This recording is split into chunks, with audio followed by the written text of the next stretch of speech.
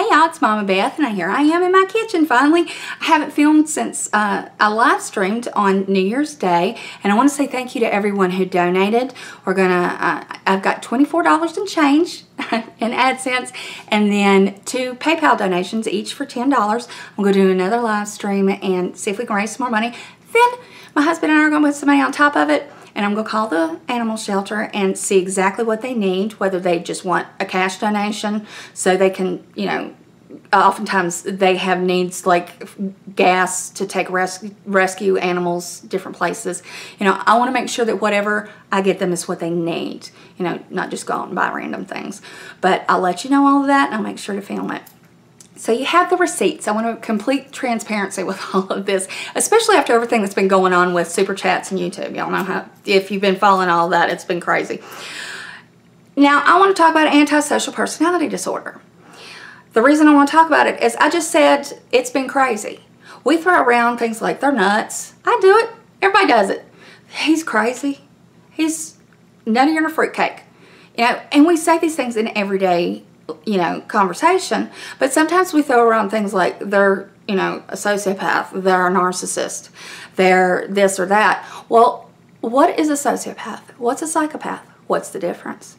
So I'm going to try to explain it to you today, and hopefully do it in a way that'll be fun and interesting and not boring and go, oh, feel like you're sitting in class trying to take notes. Okay, first off, there is no definition in the DSM. The American Psychiatric Association does not recognize sociopaths and psychopaths as different diagnoses. It's all under one umbrella of antisocial personality disorder. Now, our cultural terms and what we're learning, we're just now researching this, and it's a long time before you can change the DSM and get something added to it or changed, because they come out with new editions, you know, pretty far apart, and you have to be petitioned and a lot of research done before they'll add or subtract anything from it. But we're learning the difference in the 2 personality disorders, and it's interesting. We know that it's based on genetics. There's a part of the brain called the amygdala, and we know that it is damaged and underdeveloped in both sociopaths and psychopaths. We know that in psychopaths it has lesions as well, and in sociopath it sometimes has a small lesion, you know, but there's not as much damage to it. So if you have someone you know that has been diagnosed with antisocial personality disorder, they have a real physical condition. They actually have a smaller organ or part of the brain, and I want to show you exactly where it is and what that organ does. Okay, here we go. Is that right? Okay, there's the amygdala. See, you go straight, there's the front of the brain, you go straight back and down, it's there, and the hippocampus is right in front of it. So there you see, that's where it is. So you know what I'm talking about. I've heard it pronounced amygdala and amygdala. I don't care. I say amygdala, it's just easier. So there actually is brain damage when there is someone has antisocial personality disorder, whether they're a sociopath or a psychopath. It just varies in degrees. Now, there are environmental factors that come with sociopathy. We see that there are often severely abused as children. They come from homes that are full of neglect. They don't have the parental affection. You know, children need affection, they need love, they need discipline. If a child doesn't get any of that and they're starved for it, it causes them to have changes not only physically, but their reactions and things. You know, children are growing and forming. We're always learning. But as children, we're learning so much faster. So if a child is neglected and not loved and is mistreated, that stays. You know, childhood traumas become lifelong problems. Anyway, so that's the genetic factor. And if a parent, it looks like if a parent has antisocial personality disorder, the child is more likely to have it. So that also adds to the genetic factor. We know it's passed down. So if you've had a child with a serial killer, you might want to watch for conduct disorders as a child, as they're a child. they have a lack of empathy. That's one of the most significant things that you'll see with APD. There's just no understanding of why people are upset or caring about it. The London Institute of Psychology in 2007 did an amazing study. They got a bunch of people together, and 6 were actually diagnosed psychopaths, or sociopaths, excuse me. And they showed the pictures of people in pain, people crying, people laughing, and they found that their brain activity was just way down there, like almost nothing. Now, you can't control how your brain reacts to images you see. You can control your facial muscles, you can control your body, but your brain activity, you don't have much control over at all. So if you see like a graphic image of someone being strangled, you know, and you don't react to it, there's something wrong. Okay, there's a disconnect. And that's what they're saying. They just had much less response. So we know that there are people who have not been diagnosed with antisocial personality disorder, both sociopaths and psychopaths. So we're not sure, as you know, counselors, therapists, the APA, the whole deal, there's no firm number on percentages in the population, which is a little scary because, to be honest, they can be a danger to themselves and others, and it's likely. Does that mean that everybody who's diagnosed with APD is going to become a criminal or is going to come and commit violence? No, absolutely not. But is it more likely? Yeah, unfortunately. Okay, now the actual definition that's in the DSM is, I'm going to read it out so you've got the actual text. A, there is a pervasive pattern of disregard for and violation of the rights of others occurring since the age of 15, as indicated by at least 3 of the following. 1, failure to conform to social norms with respect to lawful behaviors as indicated by repeatedly performing acts that are grounds for arrest. If they're constantly getting arrested before they're 15, you need to be paying attention. Deceitfulness, as indicated by repeated lying, use of aliases, or conning others for personal profit or pleasure.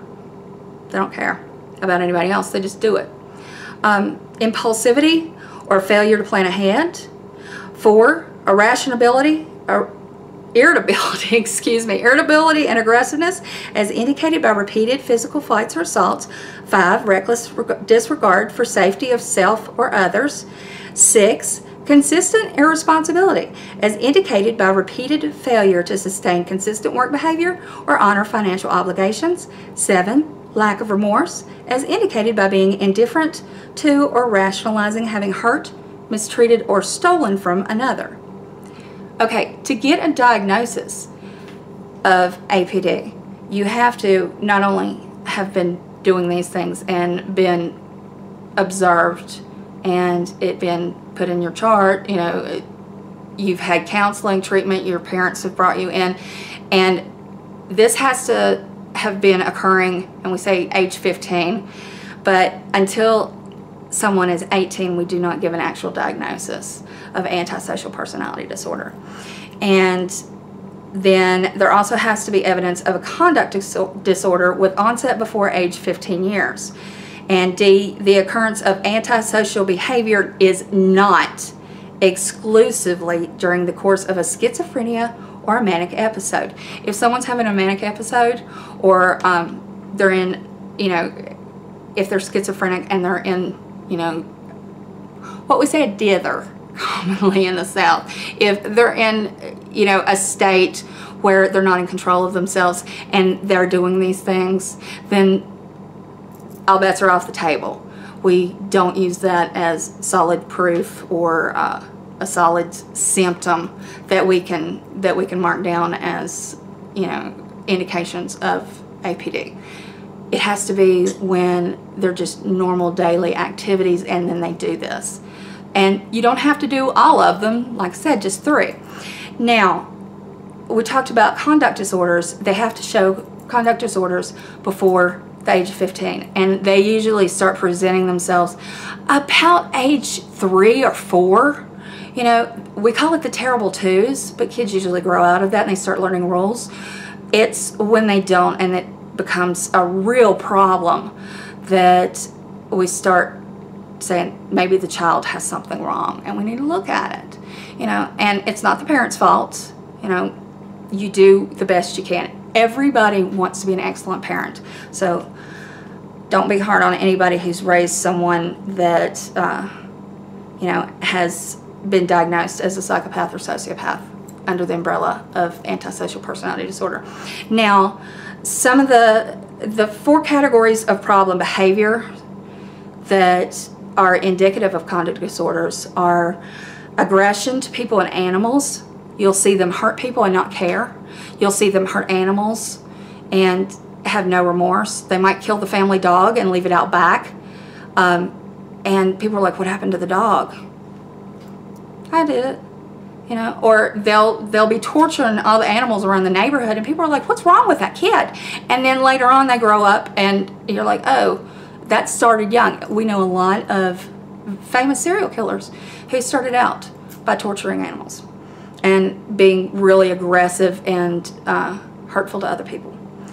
Destruction of property, and I'm not talking about like breaking a window. I'm talking about continually destroying things that belong to other people, or property that you know, knocking down the walls in their bedroom and having no remorse. Burning houses down, setting things on fire constantly, just taking their friends' toys and breaking them and not caring. You know, they don't care if they make people upset with their destruction, but we see the destruction of property. And then deceitfulness or theft. They continually are, this is not like taking a pack of gum once. I'm talking about you have to shake the kid down every time you take him to the store because he's got his pockets loaded. You know, I'm talking about serious theft, you know, constant theft, because they don't care about the rules. Okay, and then serious violation of rules and laws, and they don't seem to learn a lesson. They don't want to follow the rules. They want to do what they want to do, and that's it. These are indications of one of, there could be several, but the conduct disorders that can lead to someone, a child growing up, to having a diagnosis of APD. All right, and if you see this happening in your child or a child you love, take them and have them seen. You know, get them treatment, because you never know, it could change their lives. You know, you could change things around for them. Okay, now let's talk about the traits of a sociopath. Okay, researchers tend to believe that sociopathy, since it has environmental factors as well as genetic factors, there is some hope for treatment. But the problem is, you have to get them to come in for treatment.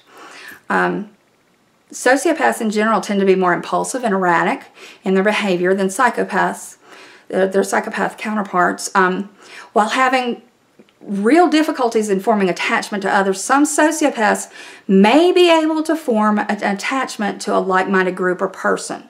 It's hard because they lie so much and they act outside of the social norms so much that having relationships, it's just a stress on the other person, and people tend to leave them. They don't want to be around them.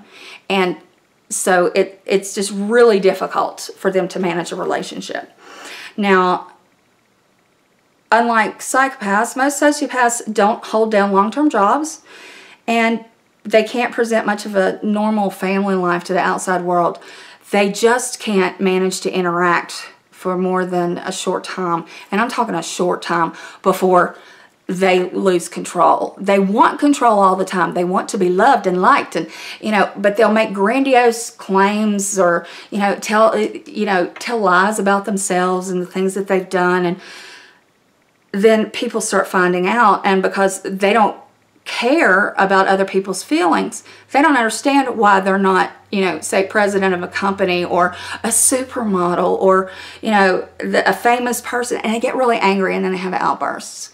They never truly, it doesn't click why people avoid them. It's really sad to be honest. It's hard for them. They end up isolating. But unlike psychopaths, or excuse me, sociopaths tend to be erratic and they're rage prone. When they engage in criminal activity, you see that it's impulsive. They don't plan ahead. They just do it. And oftentimes they'll do it in front of people, and when they're caught, they're like, I didn't do it. And people are like, he was standing right there. We've got you on video camera too, and we have witnesses. And they're like, I shouldn't be in jail. It's somebody else's fault. They don't take accountability. They don't recognize that they're doing anything wrong because they've never followed the rules. They've never had any understanding of how their behavior is perceived by others because they lack that connection with emotional understanding. They just don't comprehend. So when they do, they get caught. You know, they may become agitated and angered easily. So they get apprehended. They're in jail, which makes it better for society at large. So, you know, anyone that's doing things like that and engaging in violent behavior to themselves and others and doesn't care about that, they are a danger. So it's one of the good things is that they do get caught. And, you know, when they get in trouble, they don't really show remorse, but at least the ones that are violent or, you know, doing things to harm others, they get taken care of. Psychopaths, though, they're so interesting. If, you know, a lot of people are fascinated by serial killers, and those are the ones, the psychopaths are the ones that do all the planning. And, you know, if you want movie references that are really good as to a character who is a psychopath or a sociopath on the spectrum under Antisocial Personality Disorder, your sociopath would be, say, Wild Bill in Silence of the Lambs or JD and Heathers. Those are two really good examples of sociopaths.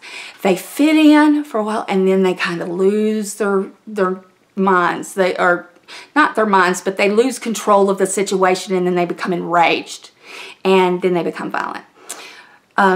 Psychopaths, some good, here, let's see, of course, Patrick Bateman in American Psycho, which if you haven't seen that and you're over 18, it's an excellent movie.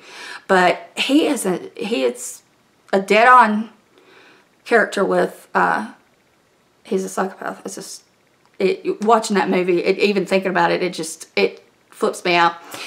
But, and another would be, say, who would be another good psychopath? Dexter from HBO.